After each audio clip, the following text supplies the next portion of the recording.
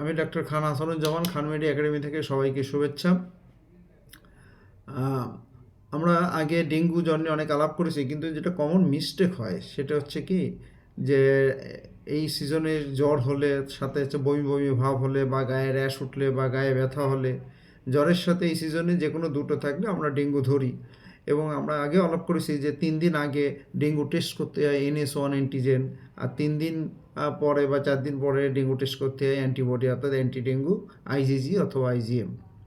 তো অনেক সময় রুগী 3 দিনই বা পরে বা চতুর্থ দিনে চলে আসে, তখন হয় কি, যা চতুর্থ দিন বা পঞ্চম দিন আসলে তখন NS1 টেস্ট দিলে কিন্তু হবে না।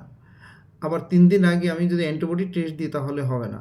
এমনকি 3 দিন বা 4 দিনের মাথায় অনেক সময় দেখা যায় যে দুটোই একসঙ্গে দিতে হয়, যে কোনটা পজিটিভ হয়, কারণ ওরা তো টাইমটা অনেক সময় এক্স্যাক্টলি বলে না।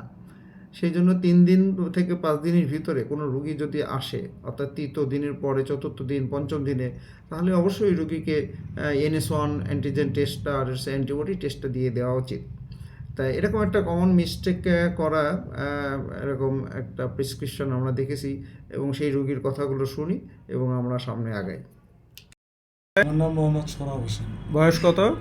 35 বছর। কি সমস্যা হয়েছিল আপনার? স্যার আবার বুধবারে জ্বর। বুধবার তো আজকে বুধবার, মানে গত বুধবার, গত বুধবার মানে এক সপ্তাহ হয়ে গেছে। এক হ্যাঁ, সপ্তাহ স্যার। তারপরে স্যার আমি জ্বরে প্রায় 2 দিন সাধারণ জ্বরের এইস বা মাথা এগুলো খায়া কিচ্ছু হয় নাই। তারপরে যায় 2 দিন পরে একটা মেডিকেলে যায়। আপনার জ্বরের সাথে আর কি কি সমস্যা ছিল শরীরের? জ্বরের সাথে ছিল মাথা ব্যথা, শরীর ব্যথা, শরীরের মধ্যে কামড়ানি। আচ্ছা, শরীরে ব্যথা ছিল, মাথা ব্যথা ছিল, মাথা ব্যথা ছিল। বমি বমি ভাব ছিল না? হ্যাঁ, বমি বমি ভাব। তাহলে বমি বমি ভাব ছিল। তাহলে এই সিজনে এই সময় জ্বরের সাথে যদি শরীরের ব্যথা বমি বমি ভাব হয়, এটা ধরেই নিয়ে হয় ডেঙ্গু।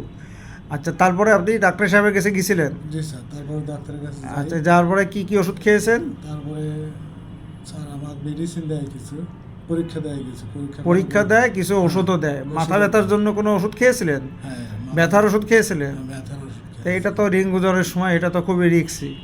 আচ্ছা, ঠিক আছে, আমি দেখতেছি যে আপনি কি কি ওষুধ খেয়েছেন, কি কি। আচ্ছা, টেস্ট করছেন কয়দিন পরে?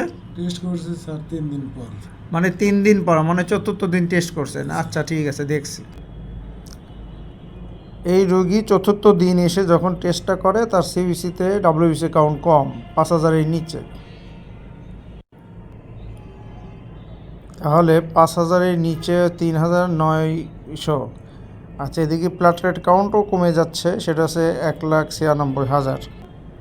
এবং ডেঙ্গু টেস্টের সময় সে চতুর্থ দিন করছে NS1, যেটা নেগেটিভ আসছে, যেটা চতুর্থ দিন করলে নেগেটিভ আসবেই। হ্যাঁ, তাহলে এটা একটা মিস্টেক করে ফেলছে।